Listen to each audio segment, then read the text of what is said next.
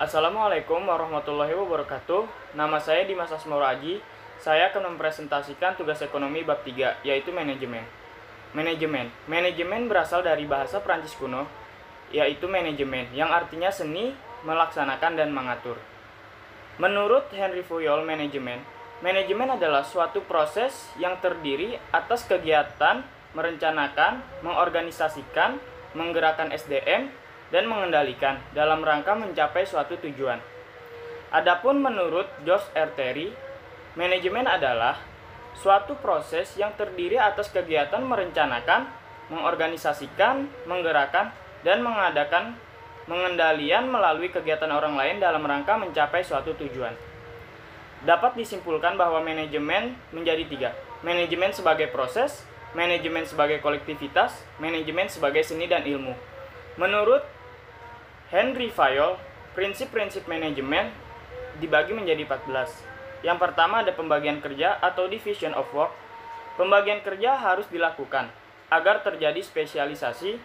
Yang kedua ada wewenang dan tanggung jawab atau authority and responsibility.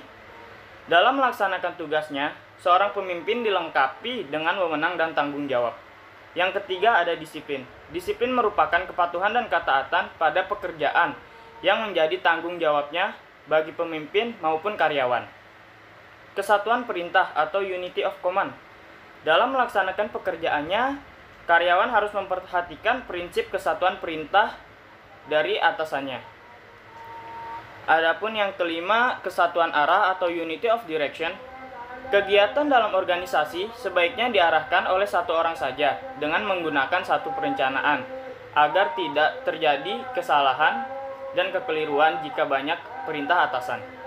Yang keenam ada mengutamakan kepentingan umum di atas kepentingan pribadi. Yang ketujuh ada pemberian upah atau remuneration.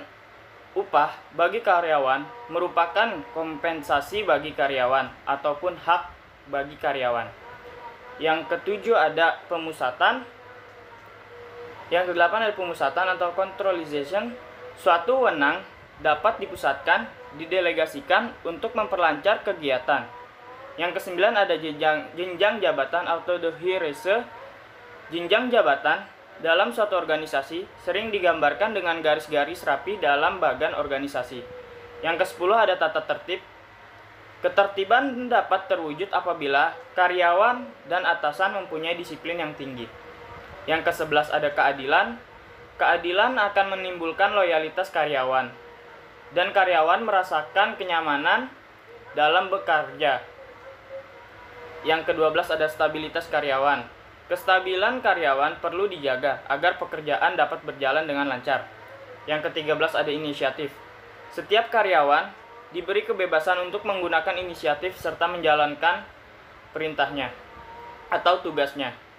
Yang ke-14 ada semangat kerja. Dalam setiap kegiatan harus ditumbuhkan rasa semangat persatuan sehingga dapat bekerja sama untuk mencapai tujuan. Adapun unsur-unsur manajemen. Proses kegiatan untuk mencapai tujuan suatu manajemen harus menggunakan unsur-unsur. Yang pertama ada tenaga kerja atau man. Unsur manusia sebagai penggerak dan penentu tercapainya suatu tujuan. Yang kedua dibutuhkan uang. Uang digunakan untuk biaya produksi. Yang ketiga dibutuhkan mesin untuk menjalankan suatu kegiatan produksi. Yang keempat ada bahan. Bahan merupakan ketersediaan sangat penting dalam proses produksi. Yang kelima ada metode. Metode merupakan cara dalam melakukan suatu kegiatan. Yang keenam ada pasar. Pasar merupakan tempat menjual hasil produksi. Pasar adalah tempat terakhir untuk melakukan kegiatan produksi manajemen. Adapun fungsi-fungsi manajemen. Fungsi manajemen harus saling terkait, terpadu, dan terkontrol. Fungsi manajemen menurut Henry Fayol ada 5. Yang pertama ada perencanaan atau planning. Yang kedua pengorganisasian atau organizing. Yang ketiga ada pemberian komando atau commanding. Yang keempat ada pengkoordinasian atau coordinating. Yang kelima ada pengawasan atau controlling, yang biasa disebut POC3. Perencanaan yang baik berpedoman pada 5W dan 1H, yaitu what, apa yang dikerjakan. Yang kedua, why, mengapa pekerjaan itu harus dilakukan. Yang ketiga ada C, where, di mana pekerjaan akan dilakukan. Yang keempat ada when, kapan pekerjaan akan dilakukan. Yang kelima ada who, siapa yang akan melakukan pekerjaan. Yang keenam ada how, bagaimana caranya melaksanakan pekerjaan itu. Adapun pengorganisasian perlu memegang prinsip. Fungsi-fungsi prinsip pertama, penetapan tujuan yang jelas, pembagian kerja, pelimpahan wewenang, kesatuan komando, tenaga kawasan, tingkat ketersediaan serta koordinasi yang dipegang oleh leader. Adapun pergerakan mengandung definisi directing, commanding, motivating, staffing, leading. Adapun pengawasan memiliki beberapa fungsi, yaitu mencegah penyimpangan. Yang kedua, memperbaiki kesalahan dan menindas penyelewengan. Yang ketiga, mendiskusikan organisasi dalam seluruh kegiatan manajemen. Yang keempat ada meningkatkan rasa tanggung jawab. Yang kelima ada mendidik pegawai supaya disiplin dan jujur tanggung jawab atas pekerjaannya.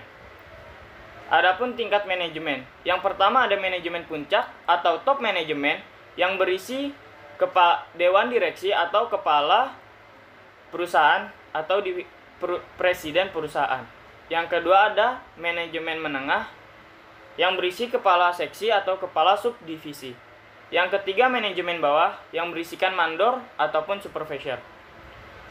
Tipe-tipe pemimpin dalam melaksanakan tugasnya. Yang pertama ada pemimpin autokratis, yang kedua ada pemimpin militaristis, yang ketiga ada pemimpin paternalisti, yang keempat ada pemimpin karismatik, yang kelima ada model demokratis. Adapun bidang-bidang manajemen.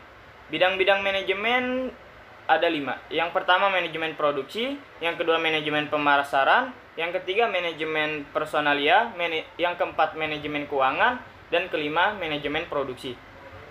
Manajemen produksi memiliki 5 fungsi, yaitu pemilihan, perancangan, pengoperasian, pengawasan, dan pembaharuan. Dilanjutkan dengan manajemen pemasaran. Inti dari manajemen pemasaran adalah bagaimana caranya supaya produksi yang sudah dibuat harus mencapai target penjualan dan goals penjualan. Adapun manajemen personalia yang berisi HRD, personalia atau kepegawaian yang melaksanakan tugas sebagai pengadaan penggawaian atau rekrutmen. Yang kedua ada pengembangan kompetensi, yang ketiga ada pemberian kompensasi, yang keempat ada pengintegrasian, yang kelima ada pemeliharaan. Dilanjutkan dengan manajemen. Adapun manajemen keuangan memiliki fungsi utama yaitu raising of fund atau kegiatan untuk mendapatkan dana. Yang kedua ada allocation of fund, kegiatan untuk mengalokasikan sumber keuangan yang ada pada aktivitas perusahaan. Yang ketiga ada controlling of fund, kegiatan untuk melakukan pengawasan terhadap penggunaan dan pemanfaatan keuangan. Yang terakhir ada manajemen administrasi. Kegiatannya yaitu mengajukan informasi mengenai administrasi atau akuntansi sedemikian rupa, sehingga dapat membantu manajemen dalam menentukan garis-garis kebijakan dan operasional sehari-hari dari suatu perusahaan. Terima kasih.